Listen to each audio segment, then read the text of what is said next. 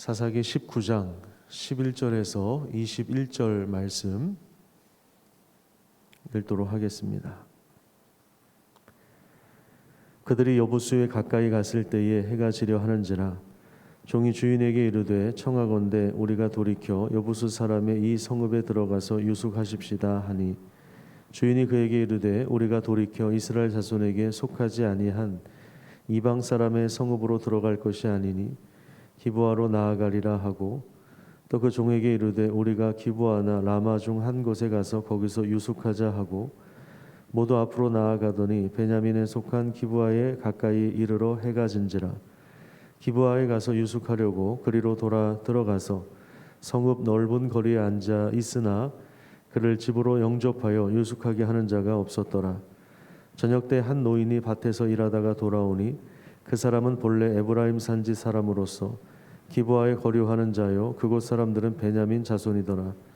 노인이 눈을 들어 성읍 넓은 거리에 나그네가 있는 것을 본지라 노인이 묻되 그대는 어디로 가며 어디서 왔느냐 하니 그가 그에게 이르되 우리는 유다 베들레헴에서 에브라임 산지 구석으로 가나이다. 나는 그곳 사람으로서 유다 베들레헴에 갔다가 이제 여호와의 집으로 가는 중인데 나를 자기 집으로 영접하는 사람이 없나이다. 우리에게는 나귀들에게 먹일 집과 여물이 있고 나와 당신의 여종과 당신의 종인 우리들과 함께 한 청년에게 먹을 양식과 포도주가 있어 무엇이든지 부족함이 없나이다 하는지라. 그 노인이 이르되 그대는 안심하라. 그대의 쓸 것은 모두 내가 담당할 것이니 거리에서는 유숙하지 말라 하고 그를 데리고 자기 집에 들어가서 나귀에게 먹이니 그들이 발을 씻고 먹고 마시니라. 아멘. 오늘도 평화의 왕으로 오신 예수 그리스도를 모시고 또 믿음 안에서 살아가시기를 축복합니다. 레위 사람이 첩을 다시 데리고 오기 위해서 장인을 만나는 과정에서 장인은 굉장히 과도한 친절을 베풀었다는 사실을 우리는 어제 본문을 통해서 확인했습니다. 말씀을 몇 구절 좀 제가 읽어드리도록 하겠습니다. 4절에 보면 3일 동안 그와 함께 머물며 먹고 마셨다고 말씀하고 있습니다. 그다음에 5절에 보면 장인이 떡을 조금 먹고 그대의 기력을 도운 후에 가라 이렇게 제안을 합니다. 그다음에 6절에 보시면 두 사람이 앉아서 함께 먹고 마심에 또 쭉 이어지다가 장인이 사위한테 그런 이야기를 합니다. 그대의 마음을 즐겁게 하시오 이렇게 이야기합니다. 하나님의 마음을 즐겁게 해드려야 할 레위 사람인데 그 당신의 마음을 즐겁게 하라 이런 멘트가 이제 먹고 마시면서 이 현장에 계속해서 나오고 있는 것입니다. 또 7절에 보면 장인의 간청으로 아주 간절하게 붙잡아서 청해서 다시 이제 유숙하게 되는 그래서 무려 5일 동안 그 집안에서 후한 대접을 받았습니다. 이제 왜 이러느냐? 간음하고 만약에 이 첩이 간음했다면 간음하고 또 주인으로부터 도망쳐온 지금 여기서 정상적인 부부관계라고 생각하시면 안 됩니다. 주인이라고 이야기합니다. 레위 사람을 여자의 주인이다 이렇게 이야기하는데 간음하고 주인으로부터 도망쳐온 자신의 딸이 법대로 하자면 형벌을 받을 수밖에 없는 그러한 상황이기 때문에 아마도 이 장인이 친절을 베푼 것이 아닌가 이렇게 생각을 하는데요. 그럼에도 불구하고 이건 너무 과잉 친절이다. 우리가 이렇게 볼 수 있습니다. 또 이 장인과 이 레위 사람 사이에서 이 여자를 뭐 설득하거나 뭐 다정하게 말하거나 다시 돌아가자거나 이런 내용이 전혀 나오지 않습니다. 레위 사람은 왜 이 여인을 다시 찾아왔겠습니까? 성적 도구로 생각했던 것이겠죠. 그리고 이 여인의 아버지는 자기 가문의 어떤 치욕과 수치를 피하려고 안달난 사람처럼 보입니다. 남편은 첩을 설득하거나 다정하게 말한 내용이 전혀 없고 또 아버지는 딸과 상의하지 않고 다시 레위 사람에게 돌려주려고 하는 것입니다. 그러니까 두 남성 사이에서 여성은 전혀 인격적인 대우를 받지 못하고 그저 그냥 도구로만 취급이 되는 이런 상황들을 우리가 보게 됩니다. 그래서 이 과잉 친절 때문에 결국에 시간을 계속해서 지체한 다음에 더 간청하는 것을 이제 뿌리치고 다섯째 날 오후 늦게 나옵니다. 자, 그런데 그러다 보니까 결국에 이제 다시 자기 집으로 돌아가는 그 길에 날이 저물었습니다. 본문 11절을 한번 보십시오. 본문 11절에 보시면 어디로 이동했다고 이야기합니까? 여부수에 가까이 갔다. 여기 여부수라고 하는 이 지명은 예루살렘을 말하는 것입니다. 예루살렘 이전에 여부수라고 이야기를 하는데 베들레헴에서 북쪽으로 이제 10km 이동한 것입니다. 자, 이렇게 말하면 뭐 감이 잡히질 않으니까 지도를 한번 보십시오. 지도를 보시면 맨 밑에 이제 유다 지파의 베들레헴이라고 하는 작은 도시가 있는데 지금 여기서부터 출발한 것입니다. 장인의 이제 요구를 뿌리치고 베들레헴에서 한 10km 정도 올라오면 여부수라고 있어요. 여부수가 오늘날의 뭐라고요? 예루살렘입니다. 자, 여기까지 올라왔어요. 이제 여기에서 이제 해가 지려고 하니까 종이 주인에게 여기서 이제 유숙합시다. 이 도시에 들어가서 우리가 하룻밤을 머뭅시다. 그러니까 레위 사람이 뭐라고 하냐면 여기는 이방 사람의 성읍이라 위험할 수 있다. 그러니까 이 당시까지만 해도 아직 다 정복을 하지 못한 거예요. 말씀에 순종해서 정복을 했다면 거기서 안전하게 유숙할 수도 있었는데 아직 가나안 원주민들이 차지하고 있었던 것을 우리가 보게 됩니다. 그러니까 우리가 더 올라가자. 지도를 다시 보여주세요.